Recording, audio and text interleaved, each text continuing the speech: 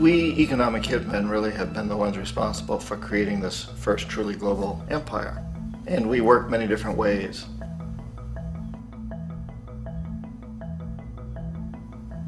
But perhaps the most common is that we will identify a country that has resources our corporations covet, like oil, and then arrange a huge loan to that country from the World Bank or one of its sister organizations.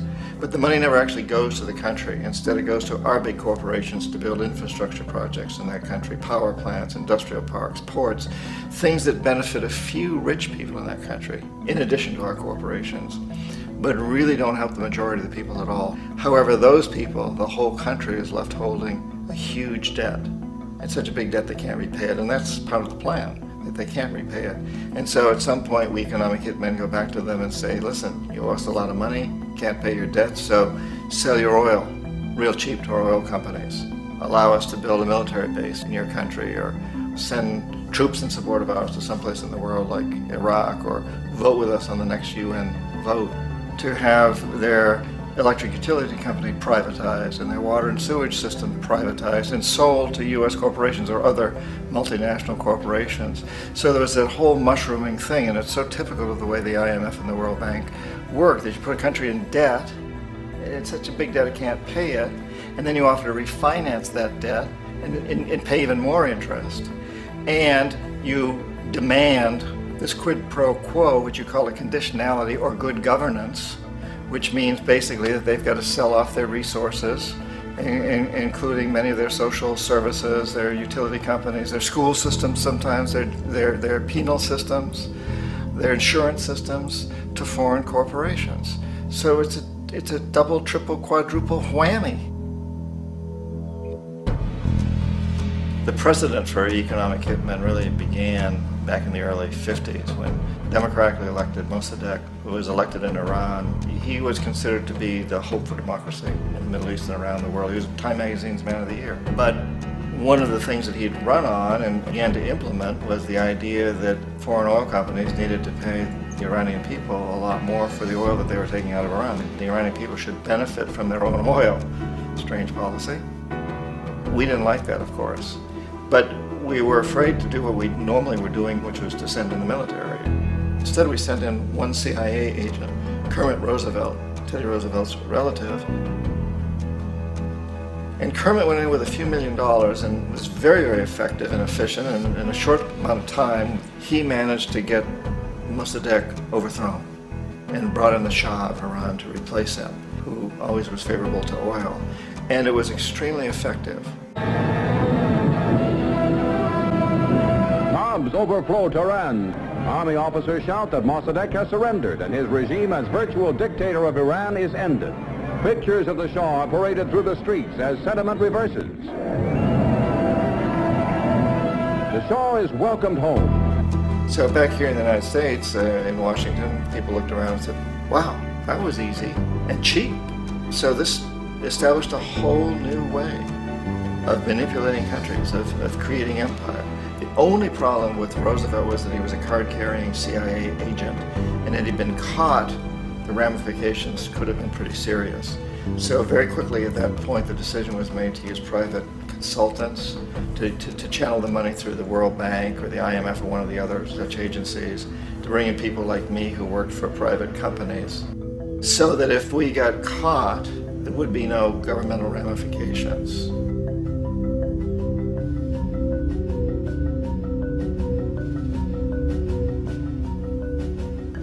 When Arbenz became president of Guatemala, the country was very much under the thumbs of United Fruit Company, the big international corporations. And Arbenz ran on this ticket that says, you know, we want to get the land back to the people.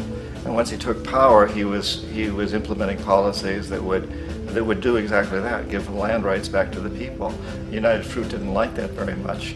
And so they hired a public relations firm, launched a huge campaign in the United States to convince the United States, the people, the citizens of the United States, and the press of the United States, and the Congress of the United States, that Arbenz was a Soviet puppet, and that if we allowed him to stay in power, the Soviets would have a foothold in this hemisphere. And that, at that point in time, was a huge fear on everybody's mind, the Red Terror, the Communist terror.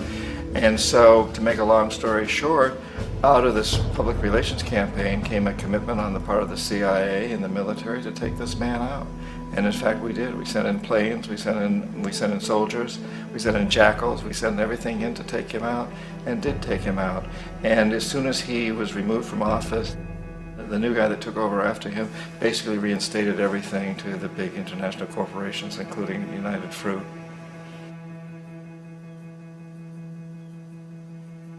Ecuador for many, many years had been ruled by pro-US dictators, often relatively brutal. Then it was decided that they were going to have a truly democratic election. Jaime Roldos ran for office. And his main goal, he said, as president would be to make sure that Ecuador's resources were used to help the people. And he won, overwhelming, by more votes than anybody had ever won anything in Ecuador. And he began to implement these policies to make sure that the profits from oil went to help the people. Well, we didn't like that in the United States. I was sent down as one of several economic hitmen to change Roldos, to corrupt him, to bring him around, to let him know, okay, you can get very rich, you and your family, if you play our game, but if you continue to try to keep these policies you've promised, you're going to go. He wouldn't listen. He was assassinated. As soon as the plane crashed, the whole area was cordoned off. The only people allowed in were U.S. military from a nearby base and some of the Ecuadorian military. When an investigation was launched, two of the key witnesses died in car accidents before they had a chance to testify. A lot of very, very strange things that went on around the assassination of Jaime Roldos. I, like most people who've really looked at this case, have absolutely no doubt that it was an assassination. And of course, in my position as an economic hitman, I was always expecting something to happen to Jaime, whether it be a coup or assassination, I wasn't sure, but that he would be taken down because he was not being corrupted. He would not allow himself to be corrupted the way we wanted to corrupt him. Omar Torrijos, president of Panama, was one of my favorite people. I really, really liked him. He was very charismatic. He was a guy who really wanted to help his country. And when I tried to bribe him or corrupt him, he said, look, John, he called me Juanito. He said, look, Juanito, I don't need the money. What I really need is for my country to be treated fairly. I need for the United States to repay the debts that you owe my people for all the destruction you've done here. I need to be in a position where I can help other Latin American countries win their independence and be free of this terrible presence from the north that you people are exploiting us so badly. I need to have the Panama Canal back in the hands of the Panamanian people. That's what I want. And so, leave me alone. Don't try to bribe me. It was 1981, and in May, Jaime Roldos was assassinated. And Omar was very aware of this. Torrijos got his family together and he said, I'm probably next, but it's okay because I've done what I came here to do. I've renegotiated the canal. The canal will now be in our hands. He just finished negotiating the treaty with Jimmy Carter. In June of that same year, just a couple of months later, he also went down in an airplane crash, which there's no question was executed by CIA-sponsored jackals. Tremendous amount of evidence that one of Torrijos' security guards handed him at the last moment as he was getting on the plane a tape recorder, a small tape recorder that contained a bomb.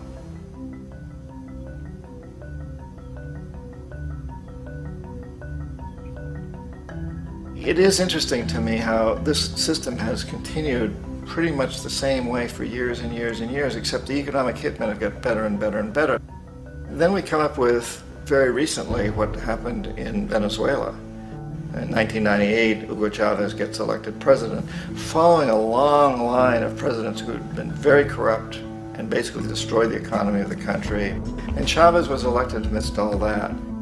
Chavez stood up to the United States, and he's done it primarily demanding that Venezuelan oil be used to help the Venezuelan people. Well, we didn't like that in the United States. So in 2002, a coup was staged, which there's no question in my mind, and most other people's minds, that the CIA was behind that coup.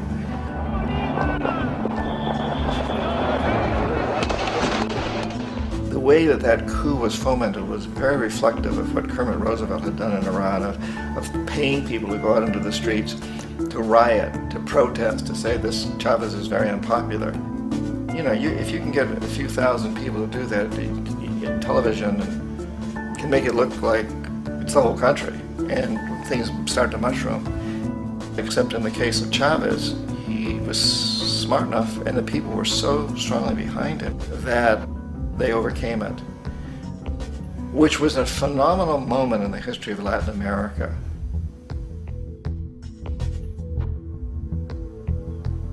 Iraq actually is a perfect example of the way the whole system works. So we economic hitmen are the first line of defense. We go in and we try to corrupt governments and get them to accept these huge loans, which we then use as leverage to basically own them. If we fail, as I failed in Panama with Omar Torrijos and in Ecuador with Jaime Roldos, men who refused to be corrupted, then the second line of defense is we send in the jackals. And the jackals either overthrow governments or they assassinate. And once that happens and a new government comes in, boy, it's going to toe the line because the new president knows what will happen if he doesn't. In the case of Iraq, both of those things failed. Economic hitmen were not able to get through to Saddam Hussein. We tried very hard. We tried to get him to accept a deal very similar to what the House of Saud had accepted in Saudi Arabia, but he wouldn't accept it. And so the jackals went in to take him out. They couldn't do it. His security was very good. After all, he had one time worked for the CIA. He'd been hired to assassinate a former president of Iraq and failed, but he knew the system. So in '91, we send in the troops and we take out the Iraqi military. So we assume at that point that Saddam Hussein is going to come around. We could have taken him out, of course, at that time, but we didn't want to. He's the kind of strong man we like. He controls his people. We thought he could control the Kurds and keep the Iranians in their border and keep pumping oil for us. And that once we took out his military, now he's going to come around. So the economic hitmen go back in the 90s without success. If they'd had success, he'd still be running the country. We'd be selling him all the fighter jets he wants and everything else he wants. But they couldn't, they didn't have success. The jackals couldn't take him out again, so we sent the military in once again, and this time we did the complete job and took him out, and in the process created for ourselves some very, very lucrative construction deals. We had to reconstruct a country that we'd essentially destroyed, which is a pretty good deal if you own construction companies, big ones. So, you know, Iraq shows the three stages. The economic hitmen failed there, the jackals failed there, and as a final measure, the military goes in. And in that way, we've really created an empire, but we've done it very, very subtly. It's clandestine. All the empires of the past were built on the military, and everybody knew they were building them. So that the British knew they were building them, the French, the Germans, the Romans, the Greeks. And they were proud of it, and they always had some excuse like spreading civilization, spreading some religion, something like that. But they knew they were doing it. We don't. The majority of the people in the United States have no idea that we're living off the benefits of a clandestine empire, that today there's more slavery in the world than ever before. And then you have to ask yourself, well, if it's an empire, then who's the emperor? Obviously, our presidents of the United States are not emperors. An emperor is someone who's not elected, doesn't serve a limited term, and doesn't report to anyone, essentially. So you can't classify our presidents that way. But we do have what I consider to be the equivalent of the emperor, and it's what I call the corporatocracy. The corporatocracy is this group of individuals who run our biggest corporations, and they really act as the emperor of this empire. They control our media, either through direct ownership or advertising. They control most of our politicians because they finance their campaigns, either through their corporations or through personal contributions that come out of the corporations. They're not elected, they don't serve a limited term, they don't report to anybody. And at the very top of the corporatocracy, you really can't tell whether a person's working for a private corporation or the government because they're always moving back and forth. So, you know, you've got a guy who one moment is the president of a big construction company like Halliburton, and the next moment he's vice president of the United States, or the president who is in the oil business. And this is true whether you've got Democrats or Republicans in the office. You have to moving back and forth through the revolving door. And in a way, Our government is invisible a lot of the time, and its policies are carried out by our corporations on one level or another. And then again, the policies of the government are basically forged by the corporatocracy and then presented to the government. They become government policy. So it's an incredibly cozy relationship.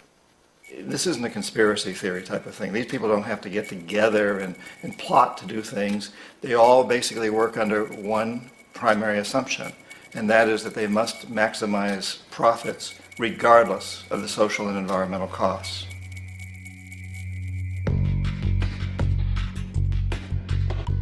This process of manipulation by the corporatocracy through the use of debt, bribery, and political overthrow is called globalization.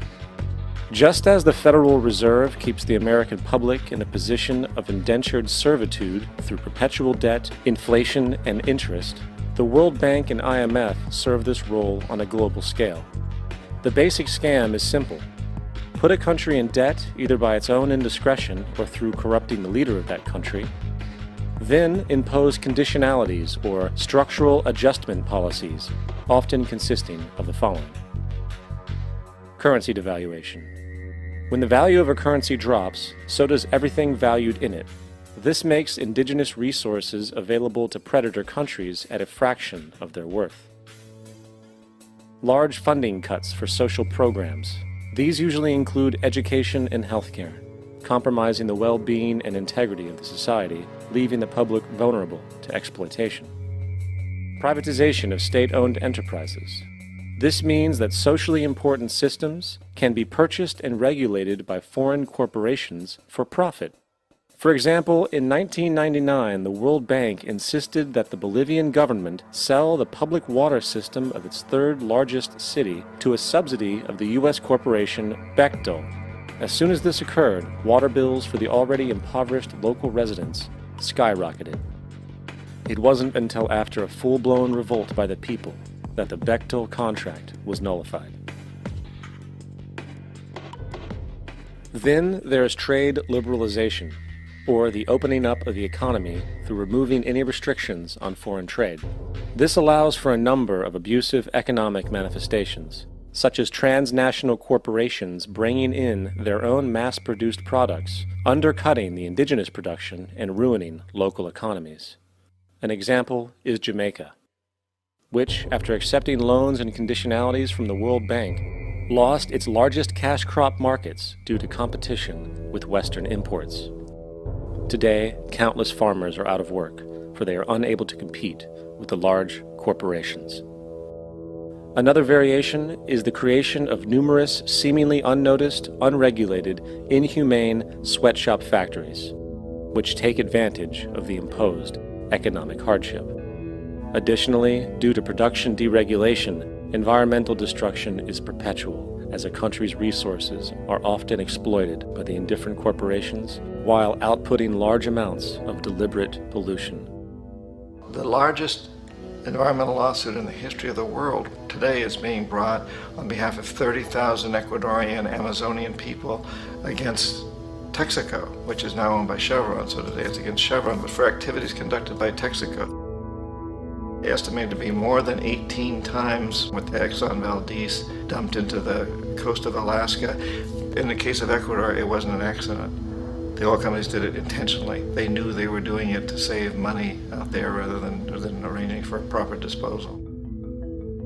Furthermore, a cursory glance at the performance record of the World Bank reveals that the institution, which publicly claims to help poor countries develop and alleviate poverty, has done nothing but increase poverty and the wealth gap, while corporate profits soar.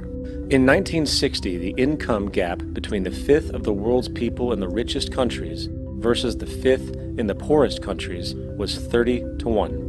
By 1998, it was 74 to 1. While global GNP rose 40% between 1970 and 1985, those in poverty actually increased by 17%. While from 1985 to 2000, those living on less than $1 a day increased by 18%. Even the Joint Economic Committee of the U.S. Congress admitted that there is a mere 40% success rate of of all World Bank projects. In the late 1960s, the World Bank intervened in Ecuador with large loans. During the next 30 years, poverty grew from 50% to 70%. Under or unemployment grew from 15 to 70%. Public debt increased from 240 million to 16 billion, while the share of resources allocated to the poor went from 20% to 6%. In fact, by the year 2000, 50% of Ecuador's national budget had to be allocated for paying its debts. It is important to understand the World Bank is, in fact, a U.S. bank, supporting U.S. interests. For the United States holds veto power over decisions, as it is the largest provider of capital. And where did it get this money? You guessed it. It made it out of thin air through the fractional reserve banking system. Of the world's top 100 economies, as based on annual GDP, 51 are corporations, and 47 of that 51 are U.S.-based. Walmart, General Motors, and Exxon are more economically powerful than Saudi Arabia, Poland, Norway, South Africa, Finland, Indonesia, and many others. And as protective trade barriers are broken down, currencies tossed together and manipulated in floating markets, and state economies overturned in favor of open competition and global capitalism, the empire expands. You get up on your little 21-inch screen and howl about America and democracy. There is no America. There is no democracy. There is only IBM and ITT and AT&T and DuPont, Dow, Union Carbide, and Exxon. Those are the nations of the world today. What do you think the Russians talk about in their councils of state? Karl Marx? They get out their linear programming charts, statistical decision theories, Minimax solutions, and compute the price-cost probabilities of their transactions and investments, just like we do. We no longer live in a world of nations and ideologies, Mr. Beale.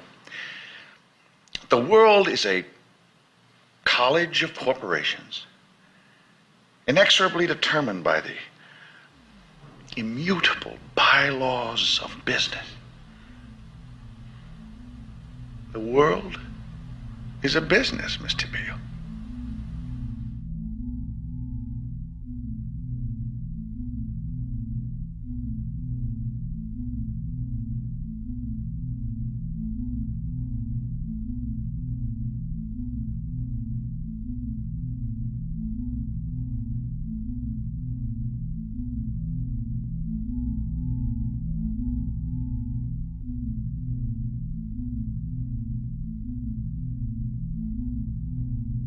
The world is being taken over by a handful of business powers who dominate the natural resources we need to live while controlling the money we need to obtain these resources. The end result will be world monopoly, based not on human life, but financial and corporate power. And as the inequality grows, naturally more and more people are becoming desperate. So the establishment was forced to come up with a new way to deal with anyone who challenges the system. So they gave birth to the terrorist. The term terrorist is an empty distinction, designed for any person or group who chooses to challenge the establishment. This isn't to be confused with the fictional Al-Qaeda, which was actually the name of a computer database for the US-supported Mujahideen in the 1980s.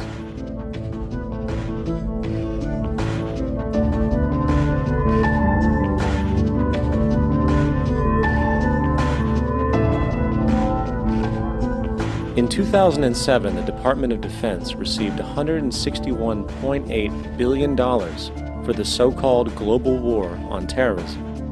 According to the National Counterterrorism Center, in 2004, roughly 2,000 people were killed internationally due to supposed terrorist acts. Of that number, 70 were American.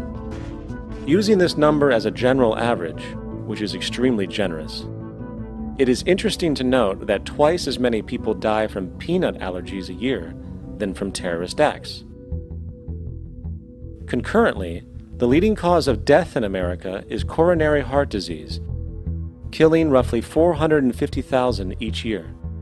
And in 2007, the government's allocation of funds for research on this issue was about $3 billion. This means that the U.S. government in 2007 spent 54 times the amount for preventing terrorism than it spent for preventing a disease which kills 6,600 times more people annually than terrorism does. Yet, as the name terrorism and Al-Qaeda are arbitrarily stamped on every news report relating to any action taken against U.S. interests, the myth grows wider. In mid-2008, the U.S. Attorney General actually proposed that the U.S. Congress officially declare war against the fantasy. Not to mention, as of July 2008, there are now over 1 million people currently on the U.S. terrorist watch list. These so-called counterterrorism measures, of course, have nothing to do with social protection, and everything to do with preserving the establishment amongst the growing anti-American sentiment both domestically and internationally, which is legitimately founded on the greed-based corporate empire expansion that is exploiting the world. The true terrorists of our world do not meet at the docks at midnight or scream Allah Akbar before some violent action.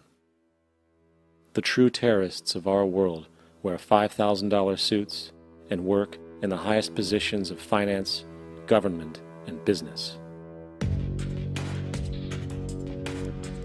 So, what do? How do we stop a system of greed and corruption that has so much power and momentum? How do we stop this aberrant group behavior which feels no compassion for, say, the millions slaughtered in Iraq and Afghanistan, so the corporatocracy can control energy resources and opium production for Wall Street profit?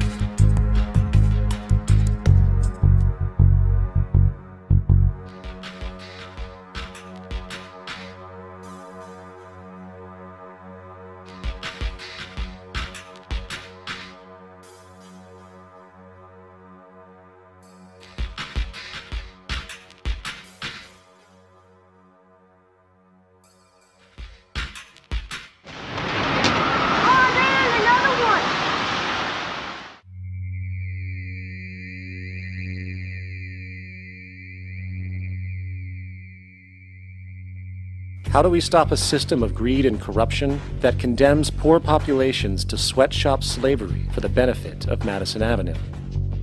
Or that engineers false flag terror attacks for the sake of manipulation? Or that generates built-in modes of social operation which are inherently exploitative? Or that systematically reduces civil liberties and violates human rights in order to protect itself from its own shortcomings? How do we deal with the numerous covert institutions, such as the Council on Foreign Relations, the Trilateral Commission, and the Bilderberg Group, and other undemocratically elected groups which, behind closed doors, collude to control the political, financial, social, and environmental elements of our lives? In order to find the answer, we must first find the true underlying cause. For the fact is, the selfish, corrupt, power, and profit-based groups are not the true source of the problem. They are symptoms.